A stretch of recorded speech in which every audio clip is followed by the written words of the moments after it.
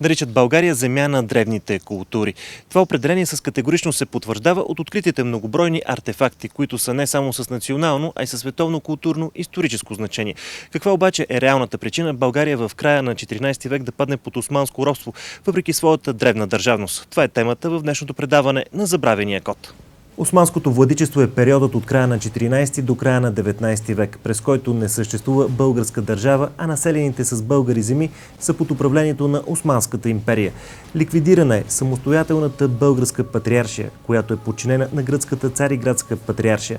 Падането под османска власт заема ключово място в историческата памет на балканските нации и в това отношение българите не правят изключение. Както навсякъде, така и тук, събитието се възприема като повратен епизод с катастрофални и трайни последици. Господин Митов, кои са забравените причини за падането на България под османско робство в края на 14 век? Значи, едни от причините, които напоследък така почнаха да изникват и да се коментират повече, са главно климатичните условия, които са сполетели 14 век. По това време климата се е драстично променил и се е появил така наречения малък ледников период. Това ще рече, че температурите са се понижили с 4-5 градуса, което е повлияло и върху цялата реколта и въобще върху цялото стопанство. Появила се е по-голяма влажност, а по-голямата влажност е донесла и много така зърнени култури да измрат и се е появил масов глад. Хората съответно са се опитали да противодействат на това нещо, като са избирали по-устойчивите култури. А по-устойчива култура по това време била пшеницата и масово започнали да съдят пшеница.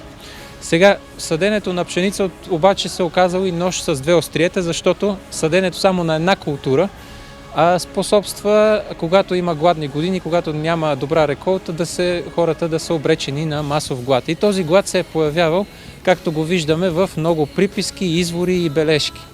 От друга страна, отслабването на организма на хората, следствие на недояждане, довежда и до разпространението на болестите.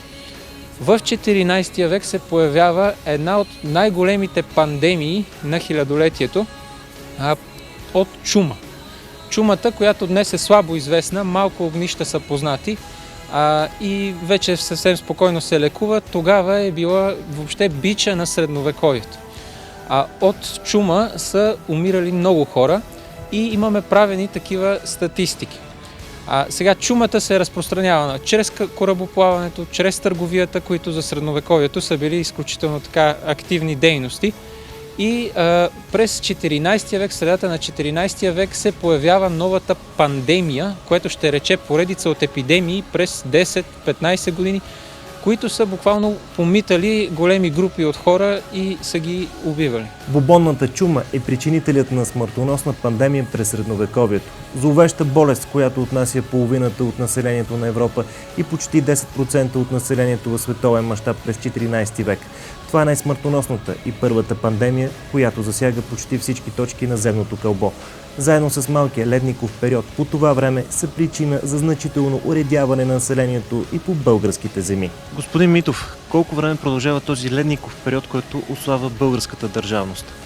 Този ледников период продължава въобще през целия 14 век, като е особено активен. Това е върха на ледниковия период. Един хубав оптимум, едно затопляне е имало през 11-12 век. И ние виждаме, че тогава Европа се е увеличила поне 3 пъти като численост на населението. 75 милиона според някои изчисления, разбира се грубо, не може с категоричност да се твърди за средновековието, но тогава е наброявала цяла Западна Европа. И в последствие идването на чумата и измирането на много народ, по нареждане на папата е направено преброяване през 1351 година, да се уточнят колко души са загинали от чумната епидемия. И се оказва, че техният брой възлиза на 23 милиона, което ще рече, че това е било всеки трети човек, 1/3 от населението на Европа е загинало от чума. Не случайно чумата е представена като скелет с коса, защото тя буквално е покосявала, както се покосяват снопите, така е покосявала и човешките животи. В тази връзка фактора на чумата е отслабвал много българското общество. Макар и да нямаме статистики за България, ние може да приемем, че съотношението е пак същото 1:3, 30% от населението на Балканите също е измряло, а другата част от населението е силно демотивирано. Много хора са се криели, защото те не са знаели причините за развитието на чумата и как тя се пренася от човек на човек. И това е въобще отслабвало целият държавен организъм на българската държава. Това означава ли, че в разграден двор влизат османските нашественици, имайки предвид резултатите от чумата и от ледниковия период? При всички положения не сме имали боеспособна армия, която да им се противопостави.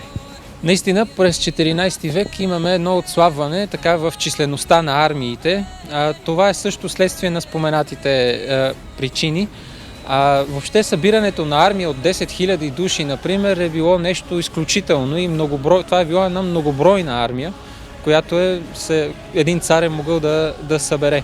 Сравнението пък между 14 и 10 век е ясно показателно с какви военни сили са разполагали българските владетели през различните векове. На 20 август 917 г. предвожданата от цар Симеон Велики българска войска нанася съкрушително поражение на византийците край Ахилой, като посича 60 000 ромеи. Тогава българският цар също събира под знамената си 60 000 българска армия. Броя драстично намалява и на войниците, и това предизвиква много проблеми на Балканите. От друга страна, вече османският фактор, когато идва на Балканите, той заварва тези проблеми. Заварва този глад следствие от ледниковия период, малкия ледников период, и също заварва и тази чума, която покосява хората.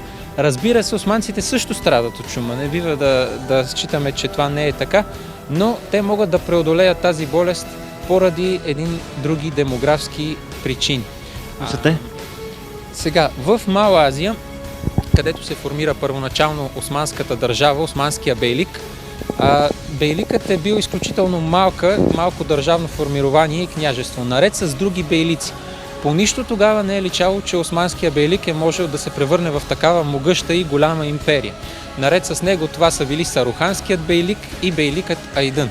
Какво обаче е направило османският бейлик да се превърне в такава голяма империя? Най-вече може да кажем, че това е историческият шанс и късмет тази държава да се намира в точното време, на точното място. Те са се намирали точно срещу дарданелите, където вследствие на едно преселение на народи, които се ислямизират, част от тях са номади, се получава един демографски приръст в Мала Азия, един демографски бум, който тръгва към Балканите. Фактически дори чумата да покосява голяма част от тези хора, постоянният приръст е на лице и в последствие османските войски винаги могат да извадят нова голяма армия. Кой обаче е довел османците? Най-интересното е, че те сами не са дошли на Балканите, те са доведени от самите нас. Което от днешна гледна точка е грешка, но може би за тогавашните... Искате да кажете от християнските владетели? Абсолютно. От християнските балкански владетели и на първо място османците са доведени от византийците.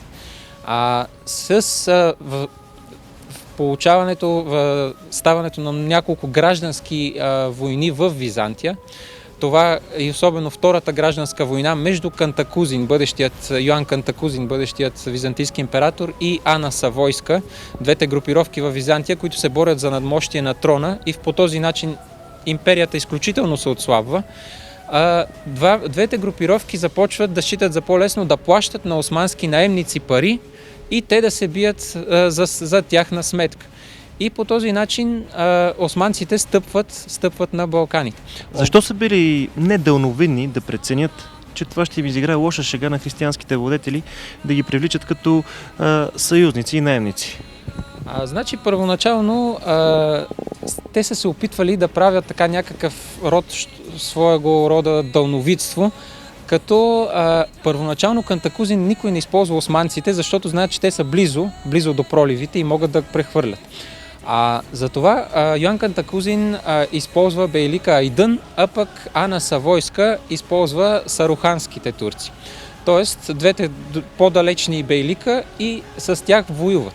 Проблема се получава обаче, когато венецианците сразяват флотата на айдънския бейлик край остров Хиос, и този бейлик вече не може да дава наемници. Той е загрижен за собственото си съществуване и не може да дава наемници на Кантакузин.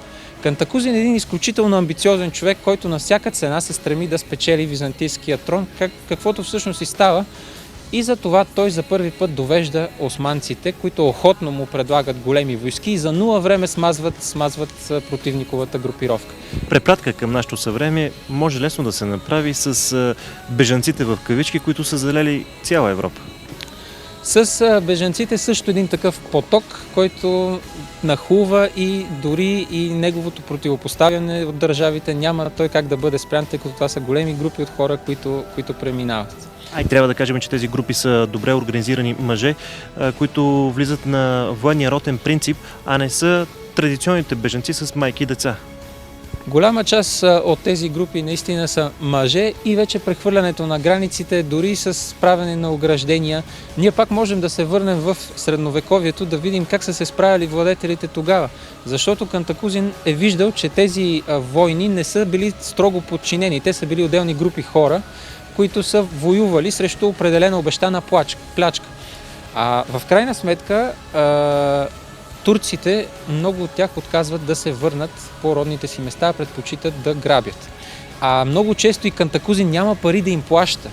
И затова той посочва съответно българските и сръбските земи, като им показва, ето там има плячка. Само и само за да накарат турците, османските турци, да плячкосват чужди земи, а не Тракия, която е била голяма част от нея под византийска власт. В тази връзка османците не се подчиняват много на заповедите, дори да им се плаща, и те се стремят всячески да останат на Балканите. Това се случва и разбира се става през 1352 година, когато след една битка, организирана при Димотика, битката е между Кантакузин и български и сръбски войски, защото българите са обвинили Кантакузин, че той е докарал османците и са искали да сложат на престола Йоан V Палеолог. Кантакузин се ядосва тогава и докарва още повече османски войски, които побеждават българските и сръбски войски край Димотика, но в последствие тези османски войски не му се подчиняват да се оттеглят в Мала Азия, а остават на Галиполския полуостров в една крепост Цимпе. Сега, докато са те на този полуостров, сега важно е да отбележим и това, че Кантакузин постоянно се стреми да ги ограничава, но като че ли вече нишката е изпусната. Все още той намира изход, когато през 1351 година той решава, понеже Византия няма добра боеспособна флота, че ако имат 20 кораба, които просто да са разположени по протежението на Дарданелите, те могат да пазят тези набези, тъй като османците не са имали флота. Те са се прехвърляли чрез лади и дори обикновени такива подръчни средства. В тази връзка обаче той няма пари да построи тази флота и се отправя пратеничество до цар Иван, българския цар Иван Александър и сръбския цар Стефан Душан. И от тях той иска пари, за да построят византийците флота. Иван Александър, който е бил по-близо до тези набези и е усещал последствията от тях, първоначално се съгласил на това, но тъй като и имал оказано върху него влияние върху цар Стефан Душан, в последствие двамата владетели отхвърляли византийското искане. И дори в един извор се казва, че те изпсували византийските пратеници и ги прогонили в тяхната държава. Така този опит за построяване на византийска флота, виждате как съмненията, постоянно действащи векове наред между балканските държави, продължили и сега, и не е сформиран такъв един флот, който да защитава Балканите от турците. С категоричност можем да кажем, че забравяме тези исторически факти и не си взимаме поука от историята. Подобно на византийски император Йоан VI Кантакузин, който довежда турците в Европа, така и съвременните европейски лидери инфилтрират бежанци в кавички отново в Европа, само дето в тяхно лице не се търси наемна бойна единица, а ефтина работна ръка. Работна ръка, която обаче има предпоставките и лесно да се превърне в бойна единица. Сега, винаги в историята може да се намерят много примери, по които да се види, че да се вземе поук от едно събитие. По това време никой не е предполагал, че османците могат да се превърнат в това, което всъщност са се превърнали. Дори в последствие, когато те се установяват на Балканите и се превръщат в една империя, много от владетелите са чакали тази огромна империя да се разпадне сама от себе си, не вярвайки, че може да просъществува. Какъвто са имали пример от други империи, примерно Монголия или пък други, аварите. Сега, много важен фактор също за идването на османците и за тяхното лесно усвояване на Балканите е и едно земетресение, което става 1354 година, което разтърсило целия Балкански полуостров. Тогава османците се намирали на Галиполския полуостров и крепостта Галиполи е била разрушена и те я завземат. Но освен тази крепост, целите Балкани, крепостите по Балканите са били разрушени, а пари не е имало, както казахме, имало е дори глад за зърнени продоволствия, така и зърнени храни и какво остава да се строят нови крепости.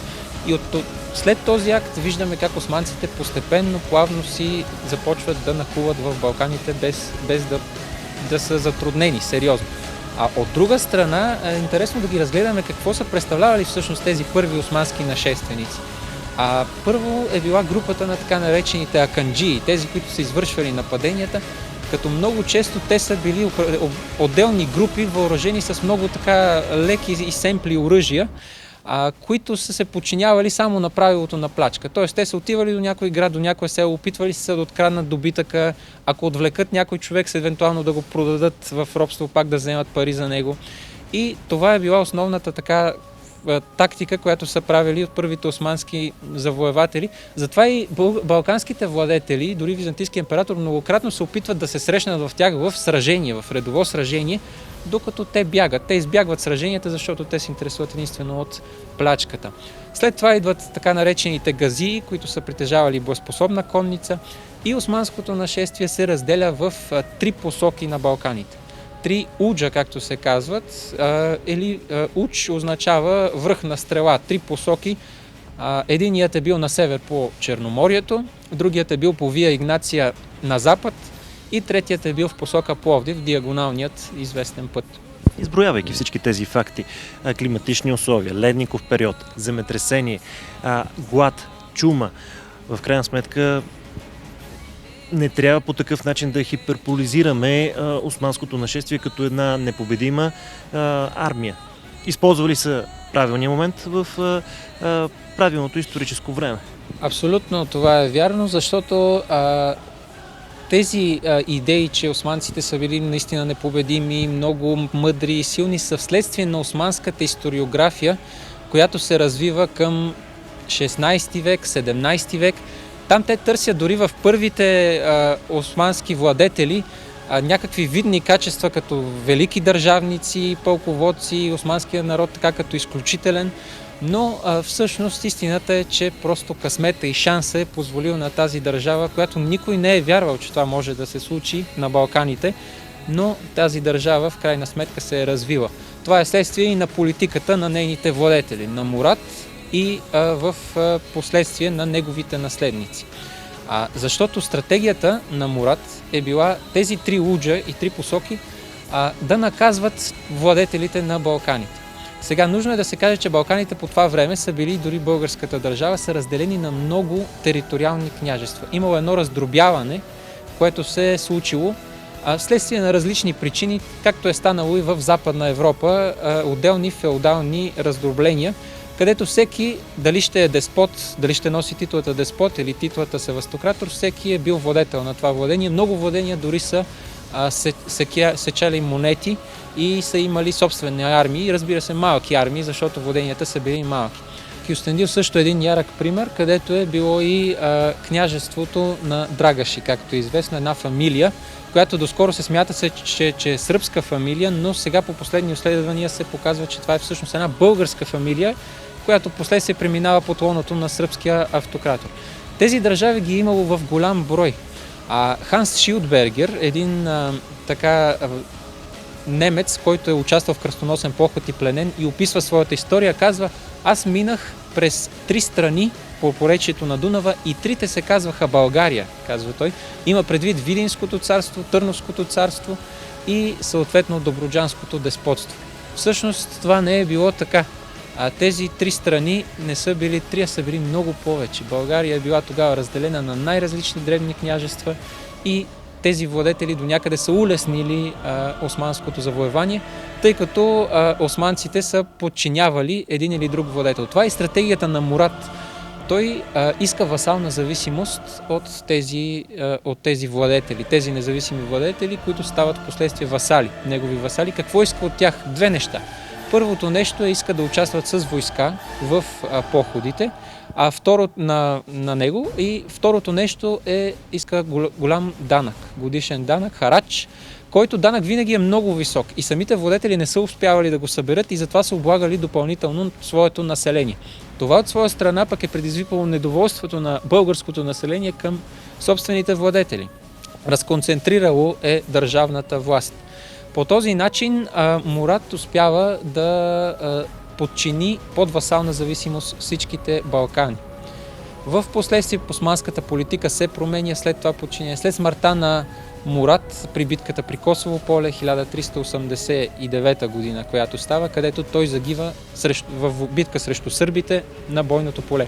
Господин Митов, да прескочим малко напред във времето, да отидем в 1571 година, битката при Лепанто. Това ли е ключовият момент, който характеризира християнското настъпление? Християнското настъпление до известна степен се колебае, особено ако говорим за Западна Европа. Много владетели решават сами да организират кръстоносни походи. Какъвто е похода на Амадей VI Савойски, който освобождава само Галиполи и го предава на византийски императори. За него похода приключва, той е успешен. Имали са много походи по поречието на река Дунав също. Но при католиците тези походи, обявени за кръстоносни, всъщност не срещат подкрепата на българите и не я срещат поради една много така известна интересна причина. Католиците искат да покръстват, да покатоличават българския народ. Когато завладяват Видин 1365 година, унгарците започват масово покатоличване на всички хора там във Видин и се казват, покатоличихме 200 000 души, 200 000 в Видинския край българи. Ние имаме една българска приписка, записана от един българин по това време и казва, през тази година унгарците владееха Видин и много зло патихме, казва от тях. В последващите кръстоносни походи отново е тази тенденция, защото те са на кръстоносен поход, трябва да приемат, да накарат християните да приемат католическата вяра навсякъде и това отблъсква българите, вместо да ги обедини с тях с военни действия. И вече докато стигаме с битката при Лепанто, тогава и технологиите до известна степен се променят. Интересно е да се отбележи, че османците също заимстват много от тези нови технологии. Имаме предвид оръдията, скорострелните, първите оръжия, като пушки. Ги заемат следствие на Сърбия и Босна през Дубровник. Така е линията от запад тръгва. И също доста добре работят с тях. Много интересно, че османците са изключително адаптивни, тъй като много хора от християните отиват да работят за тях. Това са и пътищата, това е също интересно да се спомене, които българските и въобще всички християнски владетели са имали да поемат пред османското нашествие. Единият път е да се борят срещу османците. В крайна сметка обаче те са били убивани от тях, не са успели, но са се борили. Другия път, който са могли да изберат, е пътя на предателството, да приемат исляма и да отидат с османците, да станат техни верни поданици. В крайна сметка и те са завършвали с гибел, защото са загивали по чужди бойни полета по Мала Азия и не са постигали нищо. Третия път също е така безславен, то е в посока Западна Европа, бягството. Събират пари колкото могат и отиват в Западна Европа. Има и много примери, че там те също изхарчват своите пари, влизат в дългове и също така безславно завършват живота си.